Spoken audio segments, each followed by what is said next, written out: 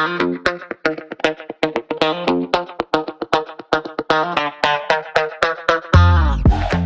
jo em dic Pere Rossinyol, soc redactor de la revista Alternatives Econòmiques i estem aquí per parlar, acaba de sortir el paper número 12 de l'Observatori de Finances Ètiques, dedicat a analitzar el paper dels paradisos fiscals, que és un dels elements més fonamentals a l'hora d'entendre les nostres economies i les desigualtats que genera. I per parlar d'aquest nou paper que acaba d'editar l'Observatori, doncs tenim una conversa amb en Xavi Casanovas, a la meva esquerra, de la Plataforma per una Fiscalitat Justa, Ambiental i Solidària.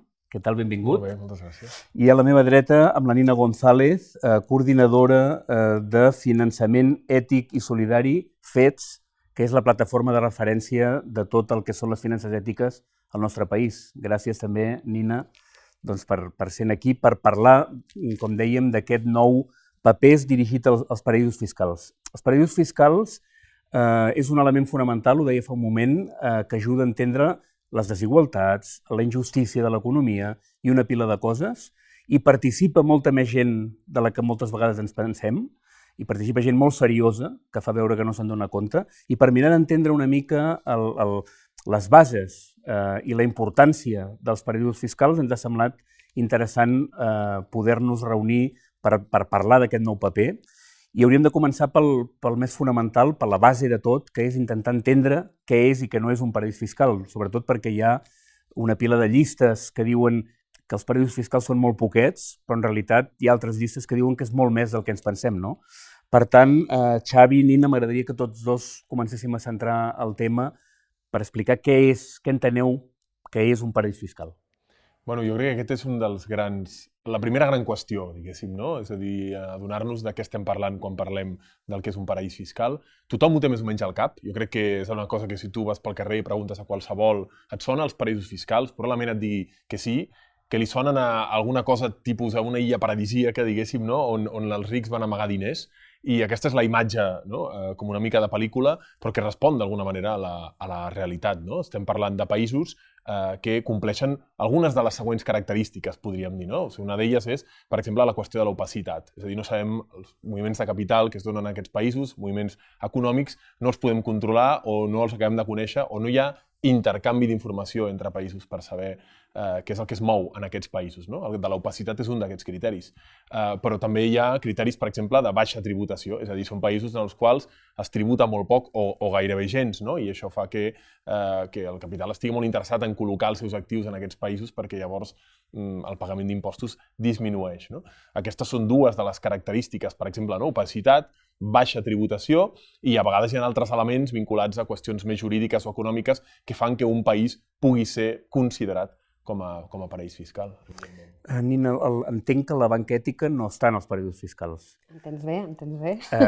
És un criteri, diguem, ja per saber, no? O sigui, un banc que no opera mai en paradisos fiscals, doncs, com a mínim, té algunes condicions millors que els que operen en paradisos fiscals. Vosaltres per quin tipus de criteri us regiu a l'hora de definir què és un paradís fiscal i que, per tant, és un terreny en què la banca ètica no hi pot ser? Exacte. Bueno, nosaltres des de FETS formem part de la plataforma també. De fet, per això també l'interès, no, de fer un informe que específicament tractés el paper dels bancs i de les asseguradores, del món de les assegurances dins d'aquesta problemàtica de l'evasió fiscal i dels paradisos fiscals i perquè, després segur que el Xavi ens ho explica molt millor, però el paper dels bancs convencionals, no ètics, doncs és molt important, no? En tota aquesta problemàtica. I des de les finances ètiques, un dels criteris, quan parlem dels principis, el que diem dels principis d'exclusió, quan definim els principis de les finances ètiques, doncs un d'ells, evidentment, és no invertir o no facilitar que hi hagi evasió fiscal, filials en paradisos fiscals, etc. Llavors nosaltres ara, per exemple, hem fet un escàner de les finances ètiques on la gent pot posar la seva entitat financera i pot veure quan lluny o a prop està dels principis de les finances ètiques. I dins del principi d'exclusió hem posat aquest criteri de poder identificar si aquell banc té seus a paradisos fiscals. També a vegades és difícil per això que comentava el Xavi de l'opacitat. La informació i la transparència, doncs, evidentment, no és una característica del sistema bancari i assegurador convencional, sí que ho és, en canvi, un principi de les finances ètiques, no? De les entitats bancàries o asseguradores ètiques, no? que sí que tenen aquest principi de la transparència i, per tant, és molt més evident fer aquesta traçabilitat d'on estan invertint i finançant. Entenc que quan dius principis d'exclusió et refereixes a si hi ha finances ètiques vol dir que tens la garantia total de que no supera a paradisos fiscals, és a dir, s'exclou els paradisos fiscals com un lloc en què supera habitualment els teus diners o els teus estalvis, que és una que no pot garantir en cap moment la banca convencional. Exacte. Perquè la banca convencional, òbviament, això és un tema que, en la mesura en què l'opinió pública ha anat prenent consciència de lo que impliquen els paradisos fiscals, que després ho abordarem amb més detall, de quin mal fan a l'economia de la gent, no la dels rics, però sí la de la gent, doncs d'alguna manera hi ha una voluntat de la gran banca de no fer-ne, de no treure'n pit, diguem, no? És una cosa que està mal vista. Tot i així, quina és la tendència? És a dir, us sembla que cada vegada hi ha més bancs operant realment a paradisos fiscals, o tot aquest sentiment de l'opinió pública de que això no és algo bo per a la gent fa que s'ho pensin dues vegades a l'hora d'obrir espais o d'obrir línies que connecten amb els paradisos fiscals. Xavi, què penses? Jo diria que la tendència en quant a banca, la Nina ens la pot explicar molt bé després, probablement, no? Però el que sí que és interessant, i això jo crec que surt molt ben reflexat en l'informe, és aquest augment, jo diria, de la consciència ciutadana, sobretot els últims 10-15 anys, entorn a la qüestió dels paradisos fiscals. Hi ha hagut escàndols concrets, no? Aquests últims 10 anys, que han aixecat d'alguna manera la llebre de la preocupació per al paper dels paradisos fiscals. Els Panama Papers van ser els primers l'any 2014, probablement, però recordarem també Swiss Leaks. Swiss Leaks va ser una filtració de bancs de Suïssa, en la qual aquesta filtració de Falciani, que era un treballador de la banca, i que va deixar anar o va obligar d'alguna manera, es va conèixer, diguéssim, no? Informació de comptes en bancs, crec que era l'HSBC de Suïssa. Sí. I, clar, en aquest cas concret es pot veure com una filtració d'aquest tipus obliga a Suïssa a començar a canviar d'alguna manera la seva manera de funcionar, no?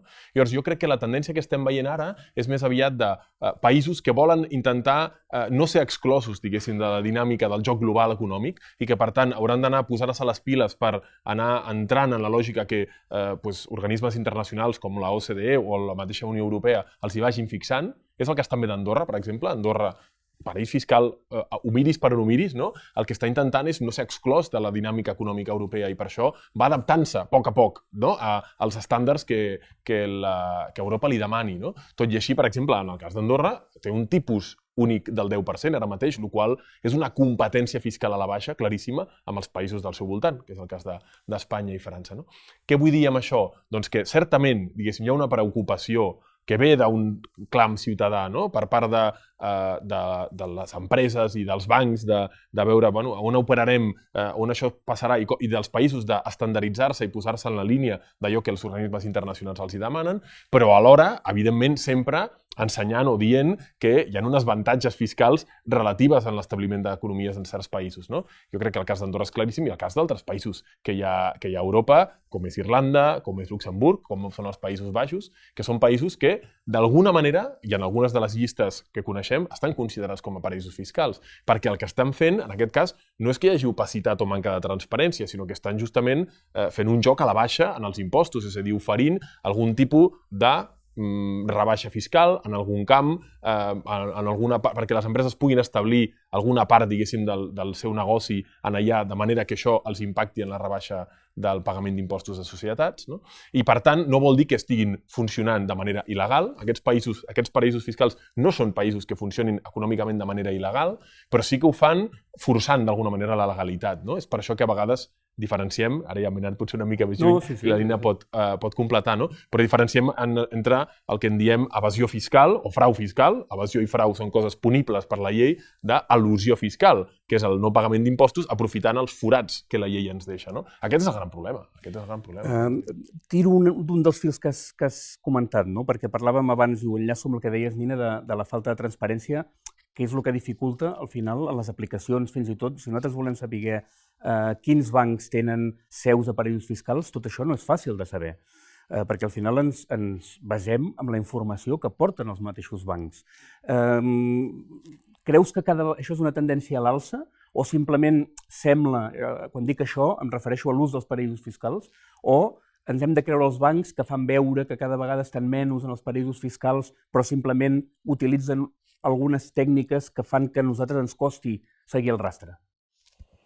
Jo diria, però això segur que el Xavi ho coneix molt millor, però que la tendència la podem fer un paral·lelisme amb altres àmbits, no? Com el de, per exemple, tot el tema de la sostenibilitat, on veiem que cada cop, jo crec que veient que la ciutadania està mobilitzant-se i sent més conscient de vol demanar al seu banc que no inverteixi en armament, no tingui seus a paradisos fiscals, sigui realment sostenible, cada cop estan jugant més a aquest joc de vendre una cosa, això que es diu el greenwashing, el rentat verd, que en el cas de la fiscalitat potser aquesta ambigüitat de fins i tot no saber realment, no per tu deies al principi, no hi ha una llista clara del que és paradís fiscal per tothom, que per algunes, segons les llistes o l'organisme, es considera un paradís fiscal o no.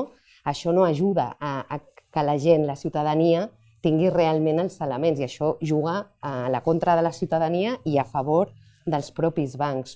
I això passa amb altres àmbits que crec que aquí cada cop potser és més difícil realment quan una persona vol aquesta informació, realment accedir-hi i tenir clar el que està passant. I ho veiem amb les campanyes de rentat verd, aquestes de greenwashing, que són molt preocupants perquè comença a perdre sentit això.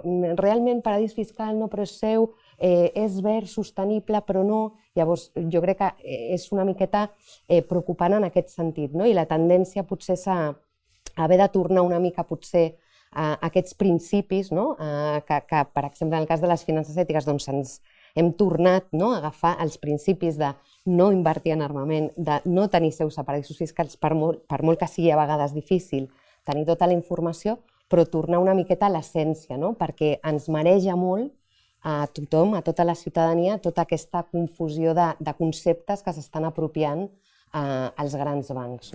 Quin creus que hauria de ser, Xavi, el criteri per dir això és un paradís fiscal o no? Ho dic en aquesta línia de liar la troca i dificultar resseguir on estan realment els paradisos fiscals. La Unió Europea, Espanya, té unes llistes que són molt petites. Sembla que això realment hi hagi un gran avanç, cada cop hi hagi menys paradisos fiscals, estigui guanyant la guerra, però, per exemple, els criteris, diguem, d'Oxfam, Tax Justice Network i altres entitats, m'imagino que vosaltres també teniu les vostres, hi ha una pila d'espais, de països, que amb uns criteris absolutament científics també i seriosos et fan paradís fiscal. Llavors, quins són els criteris a l'hora de dir què és un paradís fiscal que tu et sembla que ens haurien de ser útils per saber si algun país està operant en paradisos fiscals o no, alguna empresa, amb independència del que digui Espanya o del que digui una entitat oficial que a vegades pot estar conxorxada amb grans corporacions que no volen tenir un problema d'imatge i, per tant, treu de la llista de Panamà, per exemple, o del que sigui, un paradís fiscal evident per tothom, menys per tu, i així no estan les teves empreses amigues a paradisos fiscals. Quin seria el criteri, la llista de referència per poder evitar aquest truco?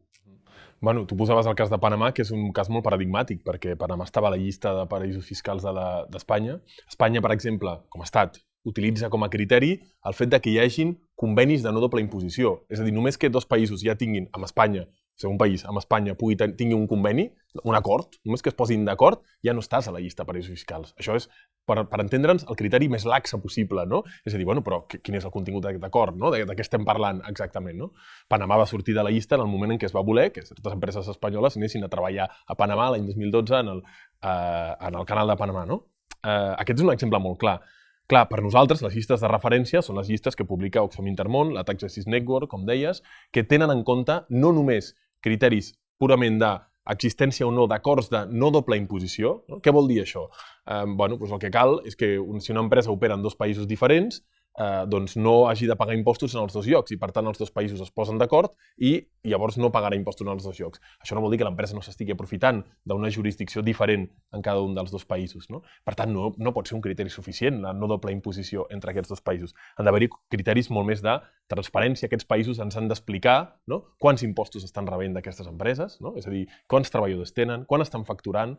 Uns criteris que entren, per exemple, a formar part del que es va implantar a la Unió Europea ja fa uns anys, que és el Country by Country Report, no? Aquesta va ser una iniciativa, jo crec que bona, de la Unió Europea, encara potser no prou extensa perquè no arriba a totes les empreses, no és una cosa que obligui a totes les empreses, només a partir de certa facturació, però el que està dient és dir, bueno, nosaltres hem de poder conèixer en cada país una empresa quan està facturant, quants treballadors té i quants beneficis està tenint, no?, en cada un dels països, no? I aquesta comparativa ens permetrà saber si hi ha països on realment s'estan destinant una part, diguéssim, dels beneficis, però no de l'economia real, per pagar menys impostos, i en aquest moment podem considerar aquest país com un paraís fiscal, no?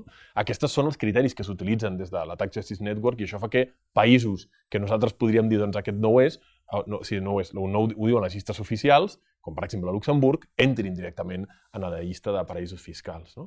Europa va voler també establir un criteri únic per a cada país, perquè ara en aquests moments és un criteri estatal, ho va fer creant una llista negra, que jo crec que van néixer l'any 2016 o 2017, que ha sigut totalment insuficient, també, no? Per tant, jo diria, el criteri que respongui a l'economia real, no? És a dir, la voluntat de que en tots els països les empreses hagin d'alguna manera de comunicar allò que facturen, els treballadors que tenen, quan respon realment a l'economia real i quants beneficis estan derivant o tenint en aquells països, perquè això és el que ens donarà una mesura real del que una empresa està aprofitant de la legislació vigent en aquell país per portar-hi, per exemple, beneficis quan no hi té economia real de cara a pagar menys impostos.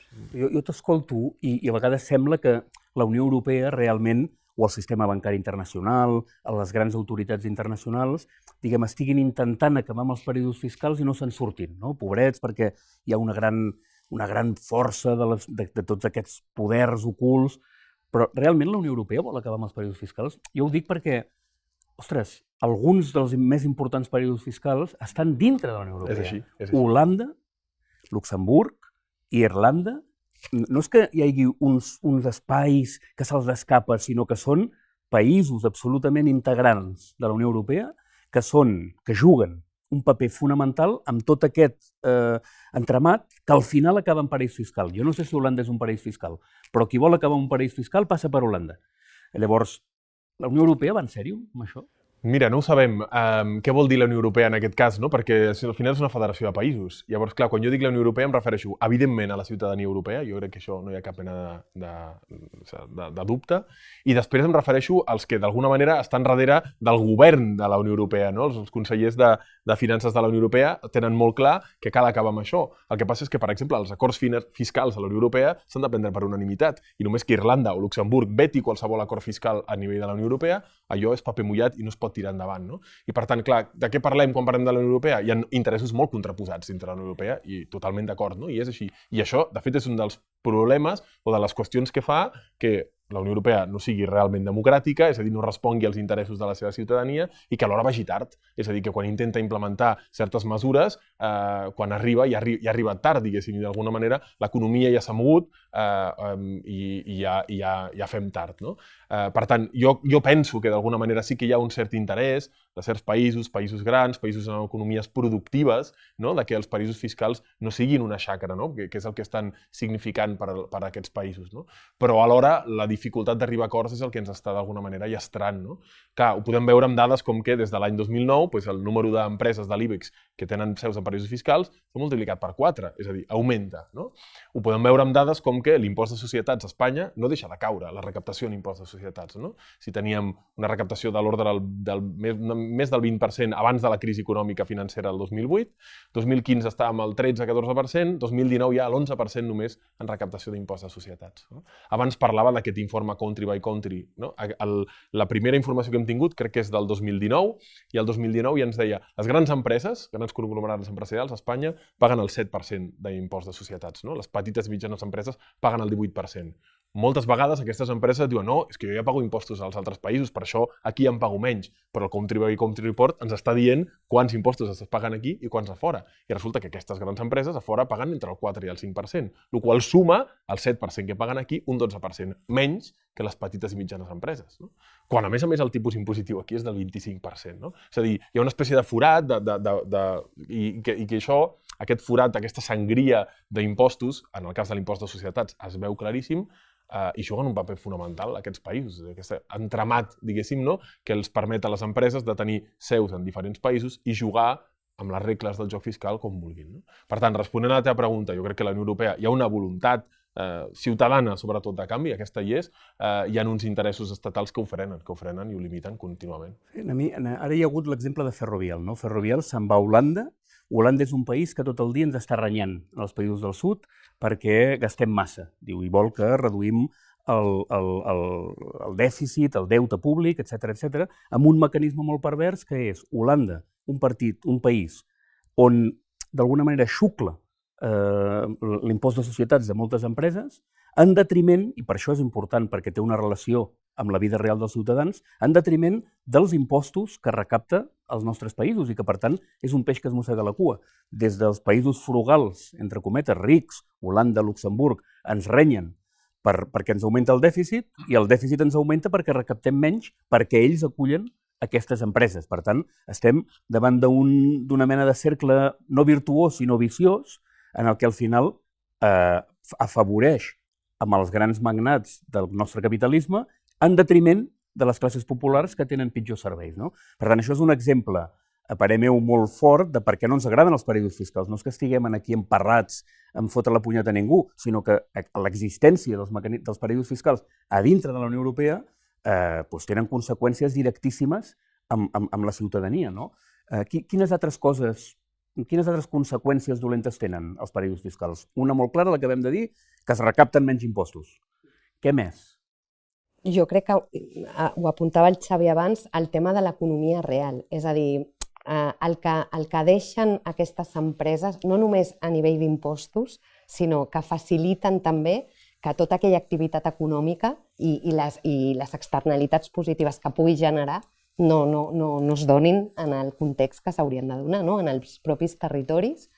I crec que aquest és un element també important, no? I que a l'informe, per exemple, també parla molt d'aquest equilibri molt difícil, per no dir impossible, entre la globalització, la internacionalització, no? I la pèrdua de control del capital, no? Amb tot el que això suposa, i això en clau de pèrdua de sobirania dels territoris, de sobirania de les economies, i com jo crec que aquest element també de trobar aquest equilibri, si és que es pot trobar, és molt important, perquè no només això el que deies, no es paguen impostos i això té clares repercussions per l'estat del benestar, però és que a més és un model d'economia i d'empresa o de sistema financer que justament va en contra del desenvolupament local, dels territoris, de la proximitat. Jo crec que aquest element també... Sí, jo crec que estem d'alguna manera intentant de governar la globalització, diguéssim, que és una cosa que realment ha tingut un gran impacte. Jo diria que fins i tot també l'àmbit de finances ètiques, la banca ètica, neix també en aquest context, diguéssim, d'inici de la globalització, d'intentar donar una alternativa.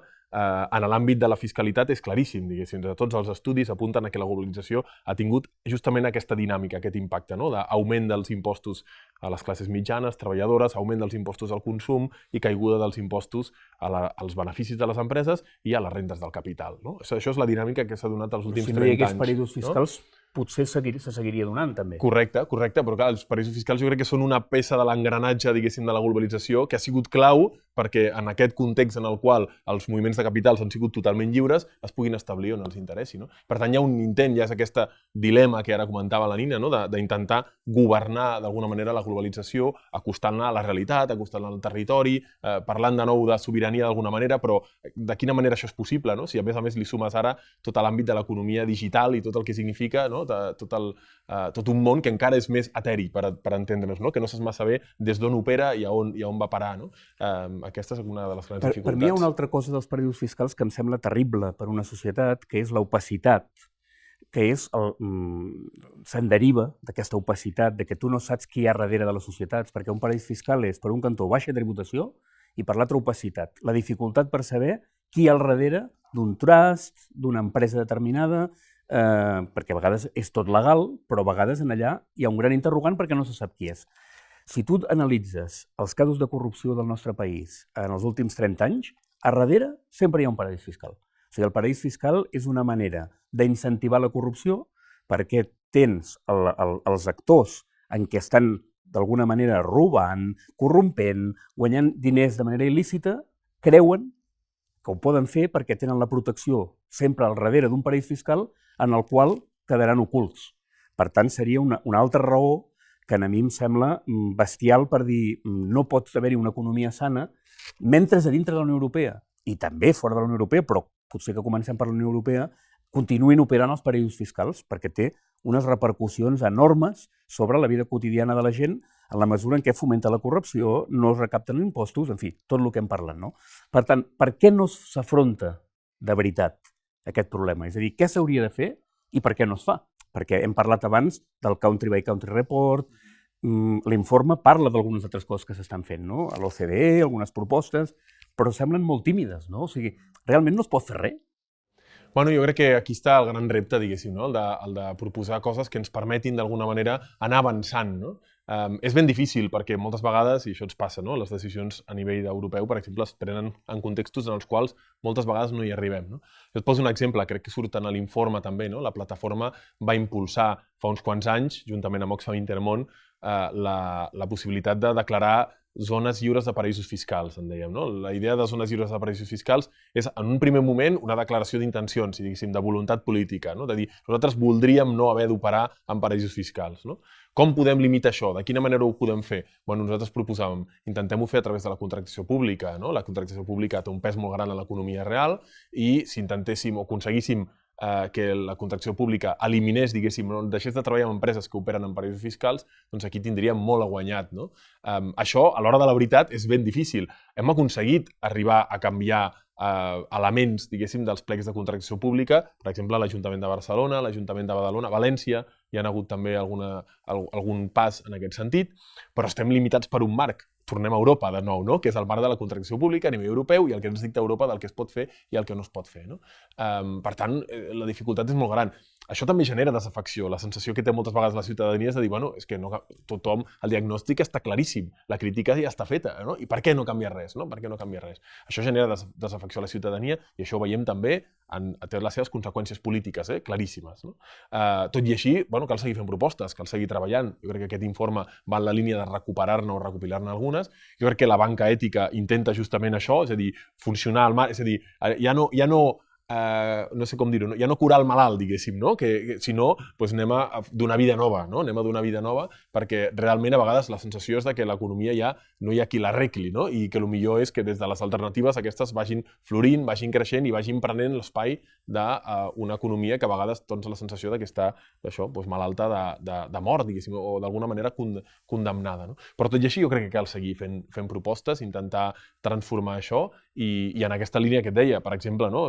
Declaracions polítiques que evidenciïn la voluntat de no treballar amb paradisos fiscals, jo crec que són importants. Sí, en la mateixa línia jo sempre penso, tècnicament no hi hauria grans dificultats, perquè si un decideix que no acceptarà, per exemple, cap paper que ve d'un paradís fiscal, automàticament les grans fortunes no podrien anar als paradisos fiscals si després no s'accepta a la Unió Europea res que vingui d'un país declarat paradís fiscal. Per tant, em temo que hi ha una voluntat de que això continuï, no? I aquesta voluntat jo diria que té alguna responsabilitat al sistema financer.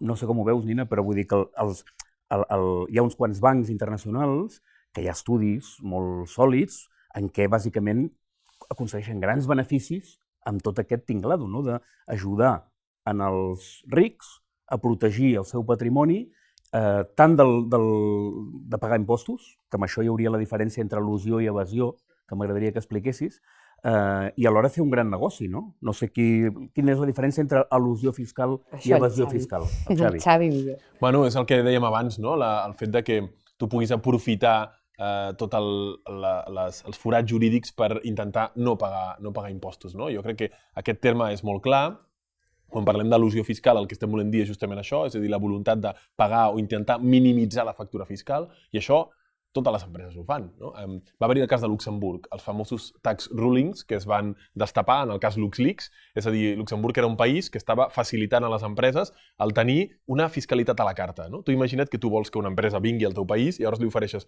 no pateixis, tu vine aquí perquè jo et donaré la fiscalitat que tu vulguis, que vols pagar el 8%, que vols pagar el 10%, el que tu em diguis, perquè el que volem és atreure't a tu com a empresa, a treballar aquí, no? A operar aquí, perquè el que volia Luxemburg era operar. I, de fet, si tu mires la gran majoria, ho dic per vincular-ho també en l'àmbit financer, no? Si tu mires la majoria de fons d'inversió en els quals tu, fins i tot com a ciutadà, pots invertir des de la banca convencional, la majoria dels fons d'inversió tenen el que en diuen un ISIN, no? Que és com una espècie de matrícula, no? Per saber quina és la manera de denominar un codi, no? Per vincular-ho al fons d'inversió. Doncs n'hi ha molts que comencen per LU, no? Que vol dir que operen des de Luxemburg, no? I de fet són la gran majoria i a vegades la dificultat està en com poder fins i tot tenir inversions que no passin en algun moment per Luxemburg. No? Clar, Luxemburg sembla que la Unió Europea no la vol apartar, diguéssim, d'aquesta dinàmica, però és un país molt petit a dintre d'Europa que està marcant la política fiscal europea. No? Tot això és el que en diríem elusió fiscal, és a dir, que a través de Luxemburg les empreses estan aconseguint muntar fons d'inversió de manera que es paguin menys impostos. I tot això segueix sense ser il·legal. No? I aquí, clarament, el sistema financer té un paper molt important. I quan parlem del sistema financer també hem de pensar en les asseguradores, que també... Explica per què. El mecanisme segurament no te'l sé explicar bé i tècnicament segur que el Xavi ho explica millor, però en tot cas sí que en aquest joc que comentaves tu de l'entramat de facilitar conglomerats que al final acaben facilitant o sent el pas perquè acabi una empresa tenint seu a un paradís fiscal, en el cas de les asseguradores, a més, s'utilitza una mena d'assegurança que facilita encara més aquesta evasió o elusió fiscal. No sé si tu, Xavi, segur que ho expliques millor. Pensa que una asseguradora xucla molts diners que després els inverteix a canvi d'una rentabilitat el més alta possible i per tant, aquí utilitzen els mecanismes d'elusió fiscal per maximitzar els diners que van als seus accionistes. Jo crec que hem arribat a un moment en què banca i asseguradores és el mateix. Van de la mà, sí. També en la banca ètica s'han desenvolupat bones assegurances ètiques juntament amb bancs ètics que et permeten garantir que ni un euro dels que tu dones, ja sigui asseguradores o a bancs, acaben en aquestes xarxes? Sí, o sigui, el tema, abans de parlar de les assegurances ètiques, sí que és veritat que aquests conglomerats el que fan també és aquesta opacitat. És molt difícil, tu deies, és que deu ser fàcil, no? I evidentment hi ha els lobbies que fan tot això difícil, però és que a més és molt difícil també seguir tots aquests entramats. És a dir, necessites les organitzacions que està intentant impulsar, i fins i tot un ajuntament que s'hagi declarat lliure de paradisos fiscals, no té les eines per realment seguir aquest rastre. I llavors també hi ha aquest món que no controlem democràticament en absolut, que fa que això realment, evidentment, si hi hagués voluntat, podria ser molt més fàcil, però realment quan t'hi poses, i amb el tema dels municipis lliures de paradisos fiscals, clar, el que es fa, o en alguns dels casos, és que accepten una declaració en aquella licitació de que conforme aquella empresa t'assegura que no té cap seu, cap filial a cap paradís fiscal. Però és molt difícil realment seguir tot aquest entrellat.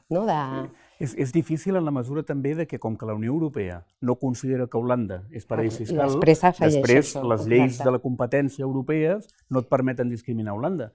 Però, en canvi, si tu vas a la matriu, i això és material obligatori al registre mercantil, a la que hi ha una matriu que se'n va a Holanda, això sí que ho podem resseguir, i hauria de ser suficient. Però, en canvi, la llei no t'ho permet, perquè la competència europea no t'ho permet. Per tant, evidentment, encara que hi hagi voluntat política, no hi pot haver voluntat política d'un ajuntament, d'un país, d'una regió, d'una comunitat autònoma. Hauria de ser, com a mínim, en el marc europeu, que clarament afavoreix que hi hagi països europeus perfectament instal·lats a dintre, com són Holanda, Luxemburg, Irlanda, òbviament amb el suport entusiasta de tot el sistema financer.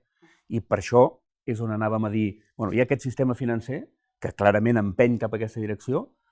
Què oferiu des de la banca ètica entenent-ho en un sentit més ampli de bancs i també assegurances?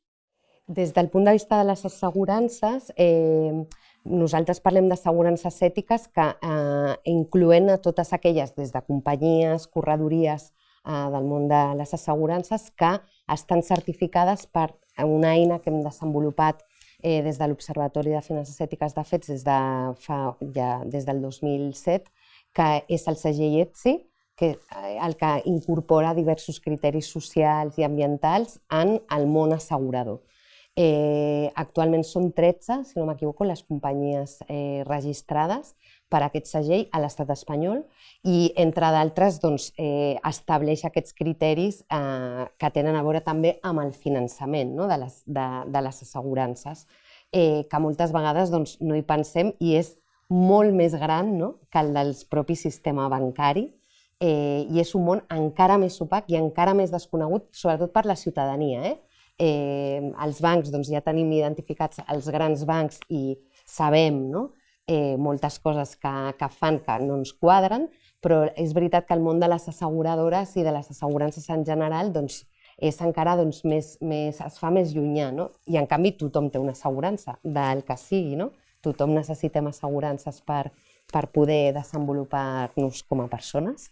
Per tant, vam generar aquesta eina, que és el segell ETSI, que d'alguna manera assegura, certifica, entre d'altres coses, aquest compliment de criteris. Una de les coses que també és important és el que comentava abans de l'economia real, el tema de finançar i contribuir a l'economia real, a diferència de l'especulació, també és un element molt bàsic en les assegurances i en les finances ètiques en general i que crec que va justament amb aquesta contra de l'alternativa, amb tota la dificultat que suposa que, per molt que estem creixent les finances ètiques, no deixem de ser encara un percentatge petit de tot el que és el món bancari i assegurador en el nostre país. I des de la plataforma per una fiscalitat justa, ambiental i solidària, quines altres propostes teniu? N'has esbossat alguna? Sí, les que he comentat eren potser més concretes o més tècniques. Jo diria sobretot que la plataforma també va néixer, ara ja fa més de 10 anys, amb la voluntat de generar un cert clam, diguéssim, ciutadà entorn a l'àmbit dels impostos i de la lluita contra els paradisos fiscals. I aquest és el primer objectiu, jo crec, és que continuem fent pressió, que ens continuem d'alguna manera, continuem compartint aquest discurs, fent denúncia. Això és molt important, perquè quan parlem d'impostos, un dels grans problemes que tenim és la seva tecnicitat. És a dir, la gent no sap com enfrontar-se a un discurs davant de la qüestió fiscal. I quan hi ha canvis fiscals, canvis d'impostos, això, la gent no sap posicionar-se davant d'això. Ajudar i acompanyar la ciutadania en això, jo crec que és important i que la plataforma té sobretot aquest paper. I per tant, per nosaltres el primer és continuar expandint, continuar fent entendre els impostos i entendre la importància, diguéssim, d'una bona fiscalitat.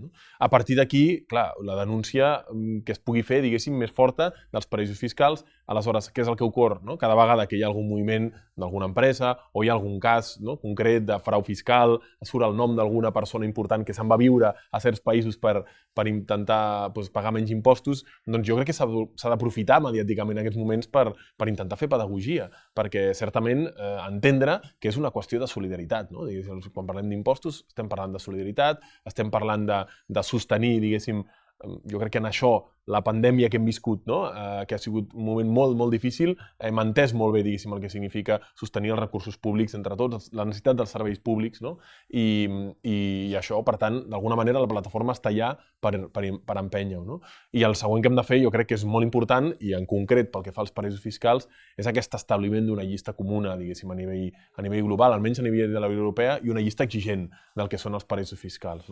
Caldrà caldrà una correlació de forces política que no tenim o que no hem tingut gaire, diguéssim, no? Que és de realment molts països a Europa que s'ho creguin i que puguin forçar d'anar cap aquí. Però alguna cosa d'això jo crec que s'està donant, no? Jo crec que cal tenir una mica d'esperança de que realment tots som conscients de que l'economia no pot continuar funcionant d'aquesta manera, almenys pel que fa a la fiscalitat i els pressos fiscals, i que això ha de canviar.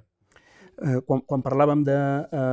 Jo mateix he sigut molt fort tot el rato subratllant el tema d'Holanda, no? Holanda és un paraís fiscal, però també té un sistema productiu absolutament homologable al nostre, amb empreses que treballen, que paguen els impostos, amb transparència. Una altra cosa és que hi ha unes botics financeres que aprofiten la capacitat tècnica que et dona la llei per ocultar o per no pagar impostos.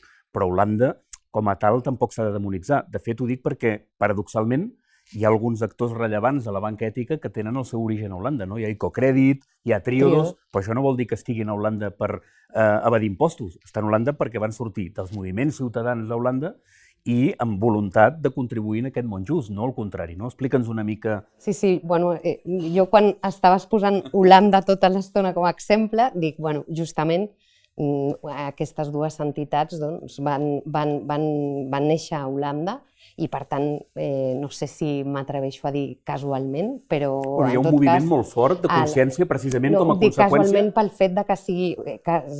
És el que no sé si tenia a veure amb el fet que Holanda tingui aquestes polítiques molt més laxes, per dir-ho d'alguna manera, en el tema fiscal. Però, en tot cas, aquestes dues també neixen molt arrelades, en el cas d'Icocredit, a moviments també religiosos, a moviments per la pau. Per tant, una mica aquest és el naixement d'aquest teixit, que avui en dia són organitzacions que trobem aquí. En el cas d'Icocredit no és un banc, sinó que és una cooperativa de serveis financers, i en el cas de Triodos és una banca regulada pel Banc d'Espanya.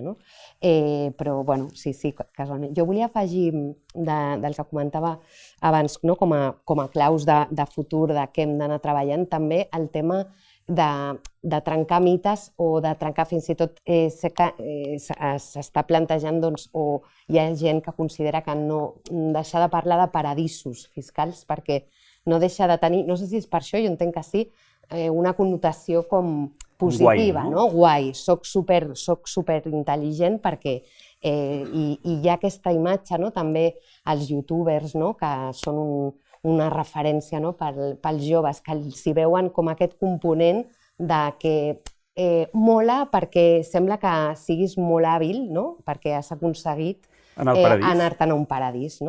I jo crec que el tema aquest també és important, i com a plataforma penso que és un treball que es fa i es fa molt bé i que s'ha de continuar fent, d'aquesta sensibilització i trencar aquesta cultura. Quina alternativa teniu per referir-vos a paradisos fiscals sense que sembli... En castellà ja ho proposen molt com a guarides fiscales, no? En català hauríem de trobar la traducció, no? Cau, diuen, no? Un cau fiscal, diguéssim, no? On s'amaguen els lladres, d'alguna manera, no? La idea d'aquesta, no?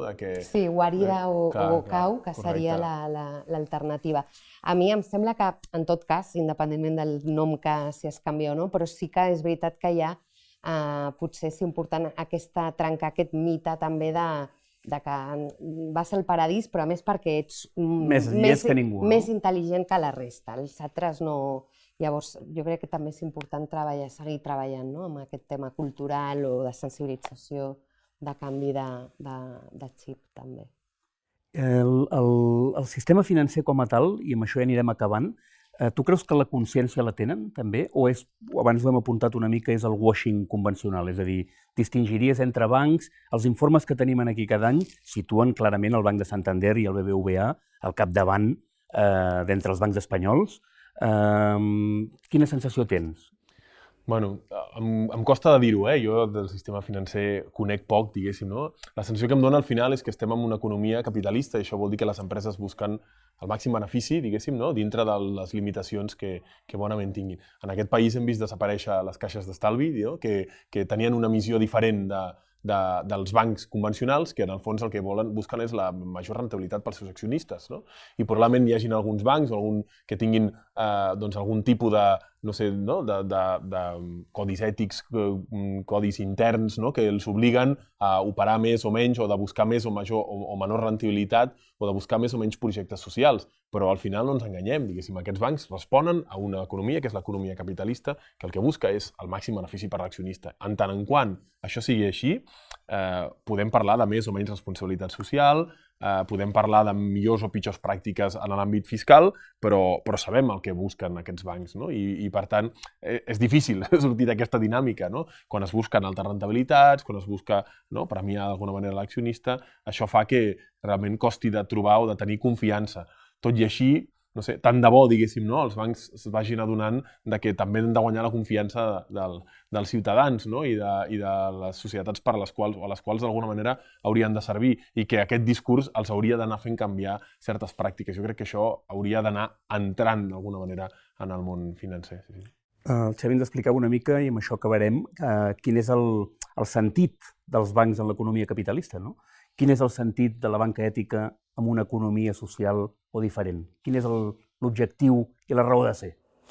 A mi hi ha un concepte que m'agrada molt, que és el de l'engranatge, no? De les economies que posen la vida en el centre, no? Les finances ètiques com aquest engranatge que necessita l'economia social i solidària, no? Que necessiten les iniciatives econòmiques que, diguem-ne, que entenen l'economia no com un fi, sinó com una eina per la transformació social, i per tant jo em quedaria amb aquest concepte, no? A diferència de la banca, que més que també podem dir que és un engranatge, però precisament l'engranatge del capitalisme, no? I d'un sistema depredador completament insostenible, no? Davant d'això, doncs, un altre model.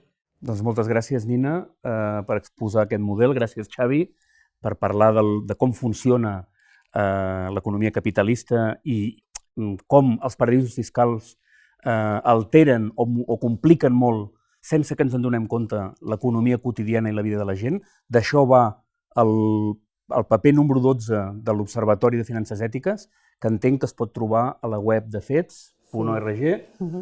És un informe exhaustiu en què s'explora totes les coses que hem parlat, amb els detalls tècnics que aquí no hem abordat, però que estan tots en el paper. És així, no? És així. Convidem a tothom a llegir-ho.